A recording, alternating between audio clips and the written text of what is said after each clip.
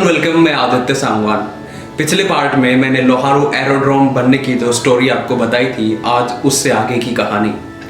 Human history में पहला aircraft north Carolina में 1903 में राइट ब्रदर्स ने उड़ाया। उसके ठीक 28 साल बाद लोहारू में 21 सितंबर 1931 को पहला एयरक्राफ्ट लैंड हुआ।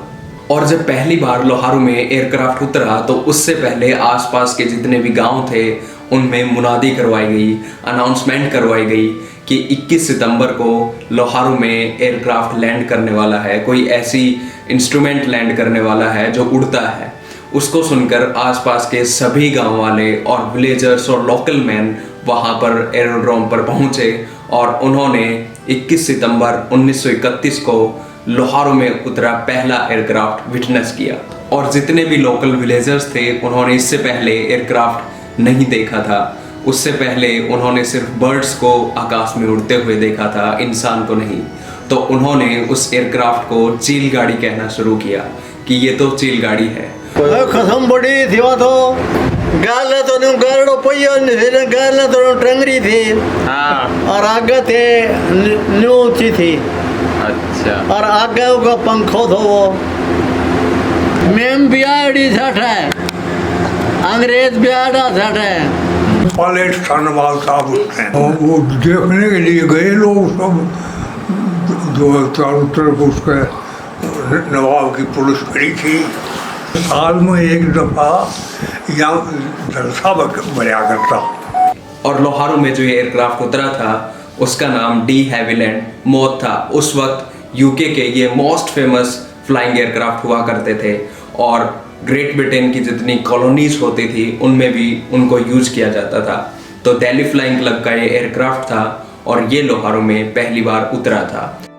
और उस वक्त एयरक्राफ्ट की स्पीड 60 माइल्स पर हार होती थी। और जब ये एयरक्राफ्ट यहाँ पे आया तो 1 से सवा घंटे में यहाँ पे पहुँच गया।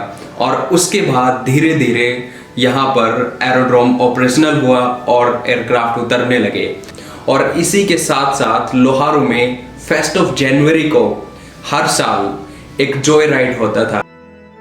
लोहारू एरोड्रोम पर होने वाले उस जॉय राइड में आप कुछ अनाज पे करके पायलट के साथ में पिछली सीट पे बैठकर हवा में उड़ने का रोमांच महसूस कर सकते थे। जो दिल्ली फ्लाइंग क्लब के चीफ पायलट इंस्ट्रक्टर थे भगत बिहारी लाल, वो भी लोहारू आते थे।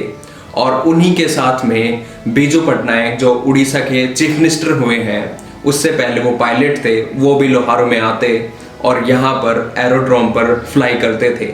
लोहारू के फर्टिया ताल गांव में एरोड्रोम बनाने का एक मेन रीज़न ये था कि वहाँ पर आसपास टीले थे और उस टीलों से बरसात के टाइम में जो पानी होता था वो एक ग्राउंड पर इकट्ठा हो जाता था और उसको तब लोग ताल बोलते थे।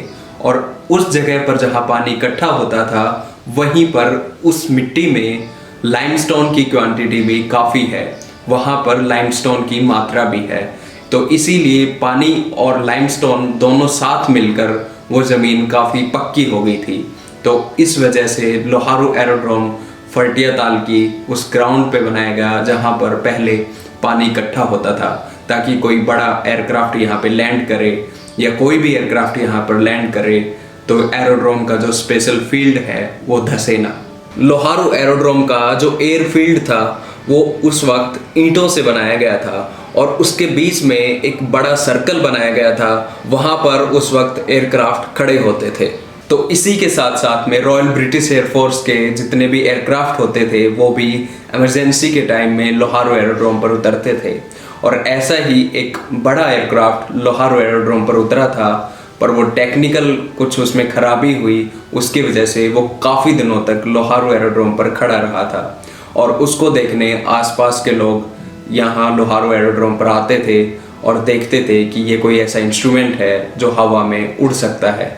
और उसी के साथ कैप्टन अमरिंदर सिंह के फादर महाराजा पटियाला भी 1935 के आसपास लोहारू में अपना एयरक्राफ्ट लेकर आए थे। और वहीं जहां पर एरोड्रोम का स्पेशल फील्ड होता था वहां आज भी एरोड्रोम के कुछ रेकेजेस, कुछ मलबा निकलता है, कुछ पत्थर वहां पर क्रॉप कल्टीवेशन के टाइम पर निकलते रहते हैं।